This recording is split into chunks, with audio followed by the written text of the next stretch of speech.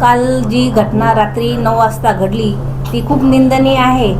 आज शिर्डीमध्ये महिलांवर हल्ला होता आणि एक महिलांवरच हल्ला करते. तर या ज्या महिला अशा नशाखोर आहे त्यांच्यावर आम्ही शिर्डी नगर परिषद आणि साईबाबा संस्थान पोलीस प्रशासन यांच्या वतीने आम्ही त्यांच्यावर कारवाई करणार आहोत.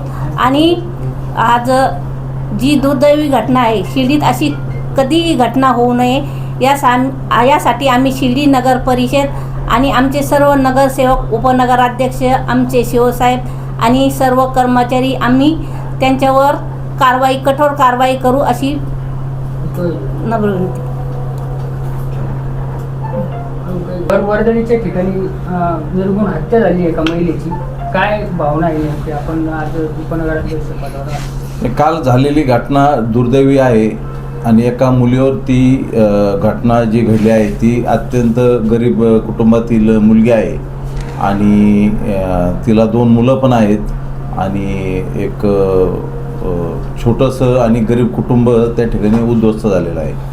तर झालेल्या घटनेबाबत मुळातच 9:30-10च्या दरम्यान ही घटना घडलेली आहे आणि ही घटना घडत असताना त्या ठिकाणी बरेचसे साई भक्त होते, शिर्डी शहरातील दुकानदार होते, सगळे त्या ठिकाणी बघ्याची भूमिका घेत होते.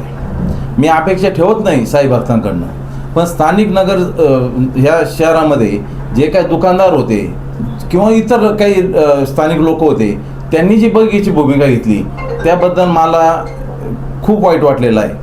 आणि अशा पद्धतीनं जर आपल्या कुटुंबात कुठं घडत असलं आणि दुसऱ्यांनी बघ्याची भूमिका घेतली तर आपल्याला कसं वाटेल याचं भान आपण ठेवायला पाहिजे.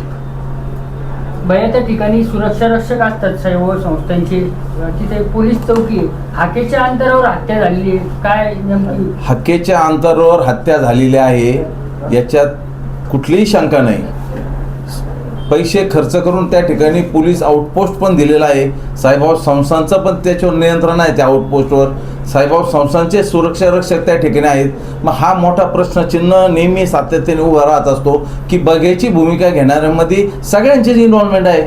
अशा लोकांवर कठोर कारवाई झाली पाहिजे. संस्थांचे कर्मचारी असो किंवा पोलीस स्टेशनचे त्या ठिकाणी कर्मचारी असो यांच्यावर सुद्धा कारवाई झाली पाहिजे. नेमकं काय घटना आहे आणि मुली नेमकं कोण काय याच्यात? नाही, आता जी मुलगी मयत झाली आहे तिचं नाव जयश्री साईनाथ क्षीरसागर आहे. तिचा उपचाराच्या दरम्यान तिचा मृत्यू झालेला आहे आणि तिच्यावर जो काही खुनी हल्ला केलेला आहे त्यामध्ये नाझिया उर्फ फिजा पटेल ही एक मुलगी आहे आणि दुसरी अंजली राजू खंडीजोड ही पण मुलगी आहे. तर जी खंडीजोड आहे तिचं वय आहे 22 आणि ही फिजा पटेल आहे हिचं वय आहे 21 आणि जी मयत झालेली आहे साधारण तिचं वयसुद्धा एक 26-27 वर्ष वय आहे. आणि ज्या पद्धतीनं निर्गुण त्या ठिकाणी हत्या करण्यात आली आहे, पुरुष समजू शकतो, मुलं समजू शकतो, पण ज्यावेळेस मुली असं कृत्य करतात तर याचा बोध आता शिर्डीकरांनी आमच्यासारख्या नेत्यांनी कार्यकर्त्यांनी घेतला पाहिजे. सकाळी शिर्डी PI आपले रणजित गलांडे साहेब त्यांचा सकाळीच मला फोन आला होता. आमची घटनेच्या बाबतीत चर्चा झाली, त्याच्यानंतर सुजयदादांशी चर्चा झाली, त्याच्यानंतर आमच्या शहराचे मुख्य अधिकारी CO डिगे साहेब यांच्याबरोबर सुद्धा आमची चर्चा झाली. आता नामदार साहेब आले होते त्यांची पण चर्चा झाली आणि कठोरचे कठोर पावलं उचलावीत म्हणून त्यांचे आदेश या ठिकाणी प्राप्त झालेले आहेत. कमी श्रमामध्ये जास्त पैसा मिळतो आणि त्याच्यामुळंच असले प्रकार सगळे घडत आहेत. हे ज्या मुली आहेत या त्या ठिकाणी काय व्यवसाय करतात नेमकं यांच्या मागं आहे कोण, काय एवढी देरी करतात? ज्या मुली किंवा मुलं अल्पवयीन मुलं किंवा अल्पवयीन मुली शाळेत न जाता त्यांचे आईवडील त्यांना प्रोत्साहन देतात. हलक्या हाताने 1,500, 1,500-2,000 रुपये संध्याकाळपर्यंत ते मुलं घरी आणतात. टिळा लावायच्या नावाखाली साई भक्तांना इमोशनल ब्लॅकमेल करतात. महिलेचा पदर ओढणं म्हणा, पुरुषांचे शर्ट ओढणं म्हणा, त्यांना आपुलकी दाखवणं की आम्ही छोटे आहोत, शाळेत दप्तर घ्यायला पैसे नाही, आम्हाला घरी खायला नाही, अशा प्रकारच्या विनवण्या करून साई भक्तांना इमोशनली ब्लॅकमेल करून ते कमीत कमी 1 टिळा लावायचे. आपण समजू शकतो एखादा साई भक्त आहे तिची इच्छा 10 रुपये द्यायची किंवा 50 रुपये द्यायची, तर हे अगदी त्या साई भक्ताला म्हणजे इतकं काही त्रास देतात की त्याच्याकडनं 200 रुपये 500 रुपये याच्या खाली कुठंही ते पैसे घ्यायला तयार नसतात आणि इझी मनी तयार झालेला आहे. याच्यातनं नशा करून याच्यानंतर याची एक टोळी तयार झालेली असणार आहे 100%. याच्या ह्या टोळीवर कोणाचं नियंत्रण आहे याचा सुद्धा शोध घेणं पोलीस स्टेशनला एक त्यांची सुद्धा महत्त्वाची या ठिकाणी भूमिका आहे. मी एक गोष्ट मान्य करतो, शिर्डी पोलीस स्टेशन एकदम चांगलं त्या ठिकाणी कार्य करत आहेत. आमचे DYSP साहेब आहेत, PI गलांडे साहेब आहेत, हे चांगलं काम चालू आहे. त्यांना जी मदत पाहिजे ती आमच्या नगर परिषदेची मदत पाहिजे, साहेबा संस्थांची पाहिजे, ती पण मदत देण्याच्या अनुषंगाने आमची चर्चा झालेली आहे. आता या ज्या घटना घडत आहेत, नगर परिषद म्हणून आपण नेमकं काय पावलं उचलणार? नगर परिषद म्हणून आम्ही या ठिकाणी आता कठोर पावलं उचलण्याचा निर्णय घेतलेला आहे.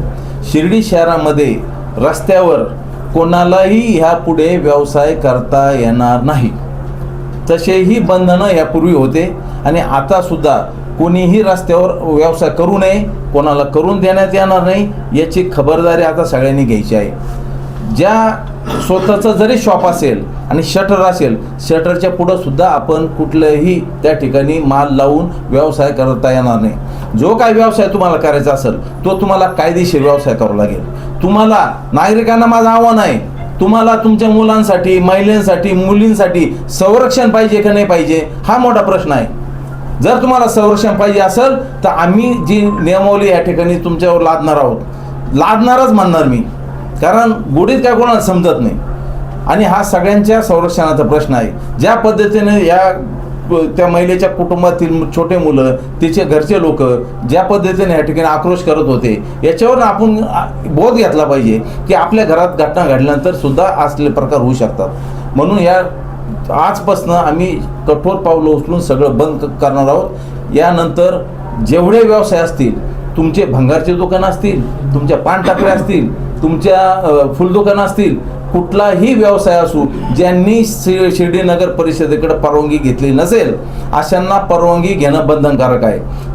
आम्ही तुम्हाला एक अल्टिमेटम देणार आहोत. या अल्टिमेटममध्ये तुम्ही जर ही पूर्तता केली नाही, परवानगी घेतली नाही तर आम्ही तुमचे दुकानं, पानटपऱ्या तुमचे सगळे सील करून टाकणार आहोत. जे लोक यापूर्वी छोट्या मुलींना लॉज देऊन, हॉटेल देऊन वेश्या व्यवसायाला त्यांना करण्यात भाग पाडत असतील किंवा वेश्या व्यवसायासारखं काही अन्य काही गोष्टी त्या ठिकाणी करत असतील, त्यांना सुद्धा माझी सूचना आहे, त्यांना माझी विनंती आहे का तुम्ही त्वरित थांबावं, नाहीतर तुमच्या सुद्धा आस्थापना आम्ही उद्या JCPनं पाडणार याच्यात काही शंका नाही.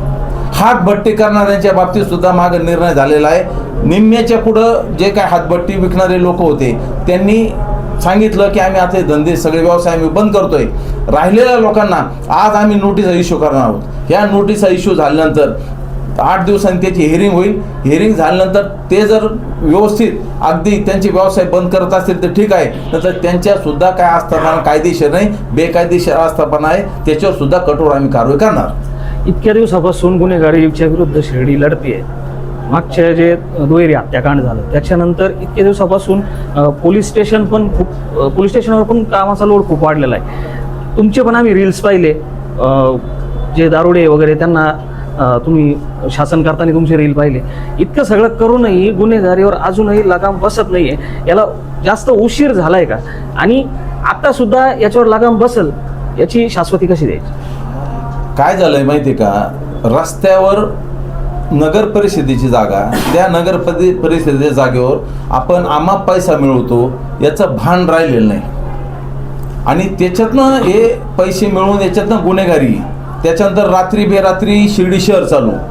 आत्ताच नामदार साहेबांनी त्या ठिकाणी आदेश दिलेले आहेत की शिर्डी शहराला आता आम्ही दुकानं किती वाजेपर्यंत चालवायचे, रेस्टॉरंट किती वाजेपर्यंत चालवायचे याचे आम्ही आजपासून बंधनं घालणार आहोत. त्या ठिकाणी शिर्डी पोलीस स्टेशन DYSP साहेब असतील, PI असतील, नगर परिषदेचे आमच्या नगराध्यक्ष असतील, नगरसेवक आमचे CO असतील, आम्ही एकत्र बसून आज त्याची नियमावली तयार करणार आहोत आणि तसे आदेश आम्ही आजच त्या संदर्भात आम्ही पारित करणार आहोत. आता तुम्ही दुकानं आस्थापना बंद करण्याच्या वेळेविषयी बोललाय, पण ही जी घटना झालेली ही 9-9:30च्या दरम्यान झाली. खूप उशिरा झालेला हा विषय नाही, तर मग आता कसं करणार? मग तेच तुम्हाला सांगतो, इझी मनीमुळं ज्या पद्धतीनं लोकांनी इथं आज मास केलेला आहे, तर मुळातच रस्त्यावर आम्ही कोणाला व्यवसायच करून देणार नाही. बेकायदेशीर व्यवसायच करायचा नाही शिर्डीत. हे बेकायदेशीर व्यवसाय लोक करतात, त्याच्यामुळे हे सगळे प्रकार घडत आहे.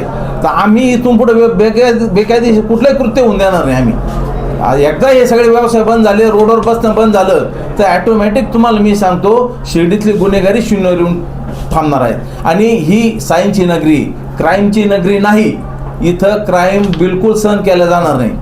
आणि ही सायन्सची नगरी, तर सायन्सच्या नगरीचंच पावित्र्य या ठिकाणी जोपासण्यात येईल. यांच्या मागं कोणी आहे का? पाठीशी कोणी घालतात भैया यांना? कदाचित सांगितलं जातं, अशी चर्चा आहे गावामध्ये की जे लोक व्यवसाय करतायत ते सगळे आपल्याच नगरसेवकांचे, आपल्या मोठ्या लोकांचे कार्यकर्ते आहेत. या लोकांना कुठल्या प्रकारचा हॉकर झोन नाही. तर तुम्ही गुन्हेगारी कशी बंद करू शकता?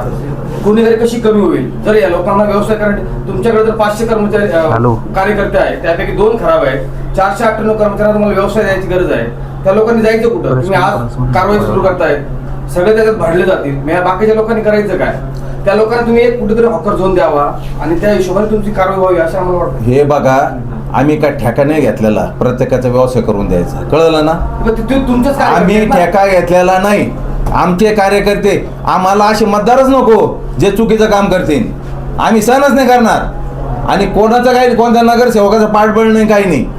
मी तुम्हाला स्पष्ट सांगतो, आमच्या नगरसेवकांना सकाळी स्ट्रिक्टली सांगितलेलं आहे की अजिबात कोणाचा फोन येता कामा नाही की आमची हातगाडी लावून द्या आणि हे चालू करून द्या. आलं लक्षात? त्याच्यामुळं बिलकुल कुठल्याही पद्धतीत आम्ही कोणाचं ऐकून घेणार नाही. आणि राहिला प्रश्न हॉकर झोन वगैरे करायचा, बघू आमच्या मनात जेव्हा विचार येईल ना, शिर्डी शांत होईल, असं जर वाटेल की वातावरण एकदम शांत झालेले, त्यावेळेस आम्ही विचार करू. आता काय लगेच विचार करण्यासारखी आमची मानसिकता नाही. आणि फार तुम्ही आम्हाला प्रेशर करून विचार करायला भाग पाडू नका. मंदिर परिसरामध्ये जे फळ विक्रेते आहेत किंवा आहार विक्रेते, प्रसाद विक्रेते आहेत, त्यांच्यासाठी आता नगर परिषद म्हणून तुमच्याकडनं काय ठोस उपाययोजना किंवा काय कृती आराखडा राबवण्यात येणार आहे आणि काय आता कारवाई केली जाणार आहे? मी मगाच बोललो ह्या विषयावर की प्रत्येकाला आमची परवानगी घेणं आवश्यक आहे. फुल दुकान असेल, फोटो लॉकेटचं दुकान असेल, पानटपरी असू द्या, काही असू द्या, कुठलाही व्यवसाय करायचा असेल तर आमची परवानगी घेणं बंधनकारक आहे. आम्ही तुम्हाला मुदत देऊ, मुदतीत तुम्ही आमच्याकडं सगळं अप्लाय करायचं. तुम्ही जर करू नाही शकले तर आम्ही ते सील करून टाकणार तुमच्या आस्थापन. ज्यांच्याकडे परवानगी नाही त्यांची हकलपट्टी नाही, आम्ही व्यवसायच करून देणार नाही. चुकीचा व्यवसायच सहन करून घेणार नाही आम्ही. एप्रिलच्या अखेरेपर्यंत शिर्डी शहरातील जी अवैध वाहतूक होती, सल्लग जऱ्या असतील, त्या ऑटो रिक्षा असतील, या बंद होण्याचा शब्द देखील तुम्ही दिला होता. ते आजपर्यंत बंद झालेलं नाही. परत आता तुम्ही परत तेच म्हणतायत की आम्हाला वेळ द्या, आम्ही या वेळ देऊ. असं म्हणजे नेमकं काय चाललंय? लोकांना काय ते कुठंतरी हे मिळत नाही, शाश्वती मिळत नाही. असं आहे, शाश्वती महत्त्वाची नाही. महत्त्वाचं काय आहे, आम्ही जे काम करतो ना ते महत्त्वाचं आहे. त्याच्यावर जर लक्ष दिलं तर तुम्हाला हे प्रश्न विचारायची गरज भासणार नाही. मुळातच तुम्ही कधी गेले का त्या ठिकाणी, ज्या ठिकाणी आम्ही पार्किंगची व्यवस्था करतोय त्या ठिकाणी आपण कधी गेला नाही, आपण कधी तिथं शूटिंग घेतली नाही. तर एकदा जा तिथं, तुम्ही बघा काय कोणत्या प्रगतीपथावर सगळ्या गोष्टी आहेत. साधारण कुठलीही गोष्ट करताना आधी ती ग्राउंड तयार होणं आवश्यक आहे, त्या संदर्भातल्या परवानग्या मिळणं आवश्यक आहे. त्या सगळ्या अगदी प्रगतीपथावर आहेत. आणि आम्ही कुठलंही बोगस वल्गना करत नाही. जे बोललो तेच करणार, जे करायचं तेच बोलणार. आता जो काल जी घटना घडलेली आहे, जो गुन्हा घडलेला आहे, तो दारूच्या नशेत घडलेला आहे. आणि जी गुन्हेगार आहे ती मुलगी आहे. मुलींना सुद्धा एवढ्या इझिली इथं शिर्डीमध्ये दारू उपलब्ध होते. 20 आणि 30 रुपयाचे फुगे मिळतात इथं. याच्यावर कसं लगामपासून आता आपण वैदूवाड्यातला जो विषय घेतलाय, ते लोक तर तयार झाले त्यांचे धंदे बंद करायला. बाकी गावात इतर ठिकाणी पण खूप व्यवसाय चालू. मी मगाच आपल्याला सांगितलं की आज त्यांना नोटीस निघणार आहे इतर लोकांना. आजच स्पष्ट करतो मीडिया समोर, त्याच्यात आमच्यासारख्या पाटील लोकांचे सुद्धा नावं आहेत लिस्टवर. त्यात काय फक्त कुराडे वगैरे कोण नाही. मी तुम्हाला ओपन सांगतो, कारवाई करताना कोणी इथलं स्थानिक आहे, पाटील आहे, नगरसेवक आहे, असलं काय भेदभाव होणार नाही कारवाई करताना. तर त्यांना नोटिसा जातील, त्यांची हिअरिंग होईल. हिअरिंग झाल्यानंतर त्यांनी ऐकलं ठीक आहे, नाहीतर त्यांच्या संबंधित ज्या आस्थापना बेकायदेशीर आहेत त्याला आम्ही JCB लावून पाडणार. आणखी काय विचारून घ्या. आक्रमक झाले आता बरं. नाही आक्रमक नाही, आम्ही आक्रमकच आहे. तुम्हाला अजून मधून आहे ना अशा आम्ही प्रवृत्तीला अकरा पाठबळ देणाऱ्यांना काय इशारा द्याल शेवट? काय अशा प्रवृत्तीला पाठबळ देणारे किंवा त्याला मदत करणाऱ्यांना काय इशारा द्याल शेवट? त्याच्या पुढं. मुळात पाठबळ देणारे जे लोक आहेत ते बऱ्यापैकी जेलमध्ये आहेत. लक्षात घ्या, ज्या लोकांना इझी मनी पाहिजे तेच लोक यांना पाठबळ देतात. आता मध्यंतरी असा पण विषय आला की फुल दुकानाचे रेट आम्ही कमी करायला तयार आहोत, आमचे भाडे कमी करायला लावा. तर भाडे कमी करायचा काही नगर परिषदेचा काही अधिकार नाही ना, पोलीस स्टेशनचा. तुम्हाला जर परवडत नसेल तर तुम्ही त्या स्वरूपाचं भाडं जर तुम्हाला देता आलं तरच तुम्ही द्यायचं. आता मध्यंतरी ज्या फुल दुकानवाल्यांनी साई भक्तांना जास्त पैसे लावून किंवा दर लावून त्या ठिकाणी पैसे घेतले, असे आपण दुकानं सील केलेलं आहे. यापूर्वी असं कधी घडलं नाही, पण आपण ती मोहीम हाती घेतली. आता ते 10 दिवस आपण सील करत होतो, परत दुकान सापडलं तर महिनाभर करणार आणि 30 वेळेस सापडलं तर बंद करून टाकणार आपण. जसं तुम्ही सांगितलं, भाडं कंट्रोल करणं आपलं काम नाही आहे, पण रेंट कंट्रोल ऍक्ट पण आहे, त्याचा वापर करून ह्या गोष्टी नाही होऊ शकतो. तो कायदेशीर कोणाला अधिकार आहे? आतमध्ये तुमचा रेंट काय ठरतो? तुम्ही अंडर टेबल एक ठरवणार, वर एक ठरवणार कागदावर, म्हणजे दोघं मिळून आम्हाला येड्यात काढणार का तुम्ही? ब्लॅकमध्ये भाडं तुम्ही दिलं. दोघं मिळून येड्यात काढणार आणि वर काही घडलं म्हणजे नगर परिषदेला दोष द्यायचा, काही घडलं म्हणजे नामदार साहेबांना दोष द्यायचा, काही घडलं म्हणजे सुजयदादाला दोष द्यायचा. पण जबाबदारी का फक्त नेत्यांची का? जबाबदारी आपली नाही का सगळ्यांची? कालच्या घटनेमध्ये खुशाल तोंड घेऊन पाहिलं तुम्ही, लाज नाही वाटत का? बहुसंख्य दुकानदार जे आहे ना, ते शिर्डीतले स्थानिक रहिवासी नाही. एकंदरीत असं दिसतं की त्यांना गावाविषयी काय आपुलकी नाही. अशा लोकांना कसं तुम्ही असं आहे, ज्या लोकांना शांतता पाहिजे, ज्या लोकांना शिर्डीचा बाबांचा सरदार सबुरीचा संदेश माहीत आहे, ज्या लोकांना शांतता पाहिजे, सगळं पाहिजे, जे लोक इथं मतदार आहेत, इथं येणारा जो भाविक आहे, सगळ्यांना संरक्षण देणं, त्यांची काळजी घेणं. ह्या राज्याचे नेते नामदार राधाकृष्ण पाटील या मतदारसंघाचे आमदार आहेत, सुजयदादा आहेत, आमच्यासारखे नगरसेवक नगराध्यक्ष आहेत, सगळे आमच्या सगळ्यांची ती जबाबदारी आहे. आणि ही जबाबदारी प्रत्येक शिर्डीत राहणाऱ्या स्थानिक नागरिकांची पण आहे. नामदार साहेबांसंग आता तुम्ही चर्चा आहे, काय नेमकं बोलणार त्यांनी, काय आहे? साहेबांना आम्ही ब्रीफ केलं, काय घडलं काय नाही. DSP साहेब होते, PI साहेब होते. ब्रीफ केल्यानंतर साधारण त्यांनी निर्देश दिलेला आहे की शिर्डी शहर याला आता तुम्ही हे सगळे रोडवर बसणार लोक सगळे बंद करून टाका, जे कायद्यात बसत नाही, ज्यांनी परवानग्या घेतल्या नाही. मग मी तुम्हाला बोललो, अशा सगळ्या लोकांना परवानग्या घेणं बंधनकारक करा. त्यानंतर वेळ ठरवून द्या, कायद्यात जी वेळ आहे ती वेळ ठरवली पाहिजे.